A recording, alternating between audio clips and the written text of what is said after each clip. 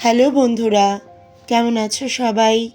সুস্মিতার কাব্যকথার আরও একটি পর্বে সবাইকে স্বাগত জানাই।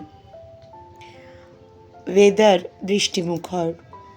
সবাই এই বৃষ্টিমুখর ওয়েদারে নিজের নিজের মতো রয়েছ। জানি যাদের প্রত্যেক দিন বেরোতে হচ্ছে তাদের অসুবিধা তো হচ্ছেই। সারা শহর জুড়ে জল জমে রয়েছে। ভীষণই দৈনন্দিন আমরা সত্যি যারা বেরোই প্রচণ্ড অসুবিধাকে সঙ্গে করেই বেরোচ্ছি। তার মধ্যেও কাব্যচর্চা, গান ইত্যাদি শিল্পের সঙ্গ তো আমরা ছাড়তে পারি না, তাই এগুলো আমাদের সঙ্গে রয়েই যায়। অবসরে একটু সময় পেয়েই আমরা হাত ধরি শিল্পের। আর রবীন্দ্রনাথ ঠাকুর আমাদের সকলেরই ভীষণ পছন্দের একজন মানুষ, সাহিত্যিক। তার যে কোনো লেখাই যে কোনো মরশুমে আমাদের মন ছুঁয়ে নেয়। আজ শোনাব কবিগুরুর লেখা পুনশ্চ কাব্যগ্রন্থের অন্তর্গত পুকুর ধারে কবিতাটি। দোতলার জানলা থেকে চোখে পড়ে পুকুরের একটি কোণা। ভাদ্র মাসে কানায় কানায় জল, জলে গাছের গভীর ছায়া টলটল করছে সবুজ রেশমের আভায়। তীরে তীরে কলমি শাক আর হেলঞ্চ, ঢালু পাড়িতে সুপারি গাছকটা মুখোমুখি দাঁড়িয়ে। এধারের ডাঙায় করবী, সাদা রঙন, একটি শিউলি, দুটি অযত্নের রজনীগন্ধায় ফুল ধরেছে গরিবের মতো। বাঁখারি বাঁধা মেহেদির বেড়া, তার ওপারে কলা, পেয়ারা, নারকেলের বাগান।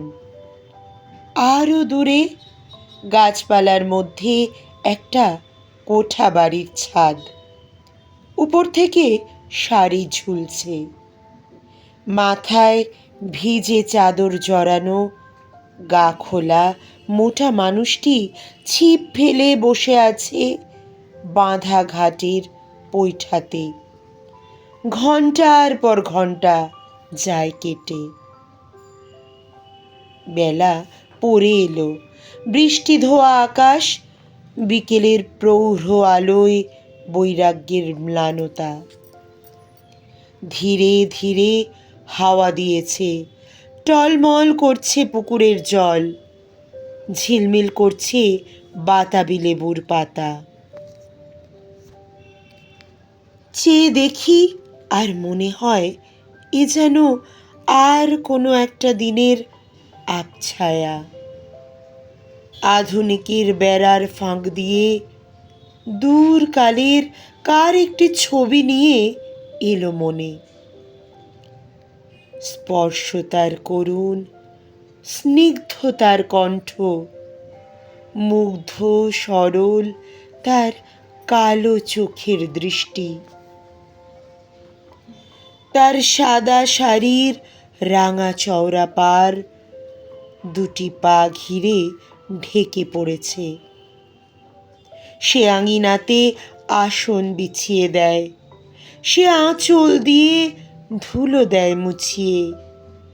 সে আম কাঁঠালের ছায়ায় ছায়ায় জল তুলে আনে। তখন দোয়েল ডাকে সজনের ডালে, ফিঙে লেজ দুলিয়ে বেড়ায় খেজুর ঝোপে। যখন তার কাছে বিদায় নিয়ে চলে আসি, সে ভালো করে কিছুই বলতে পারে না। কপাট অল্প একটু ফাঁক করে পথের দিকে চেয়ে দাঁড়িয়ে থাকে। চোখ ঝাপসা হয়ে আসে। কবিতাটি 25শে শ্রাবণ 1339 বঙ্গাব্দের লেখা। আচ্ছা, কবিগুরুর কবিতা পড়তে পড়তে তোমাদের কি এমন হয় কখনো? চোখের সামনে মনে হয় দৃশ্যটা যেন চলমান, যেন আমি ওখানে বসে আছি, যেন ওই পুকুর ঘাট, ওই সাদা কাপড় পরা মেয়েটি আমারই চোখের সামনে ঘুরে বেড়াচ্ছে।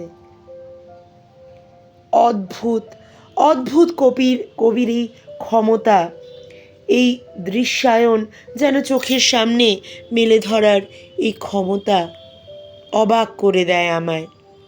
তোমাদেরও কি করে? চোখের সামনে পুরো দৃশ্যটা অকপটে যেন চলচ্চিত্রের মতো চলে যায়, সব যেন দেখতে পাই। এমনই ক্ষমতা কবির, এমনই সুন্দর তিনি শব্দের মাধ্যমে দৃশ্য আঁকেন।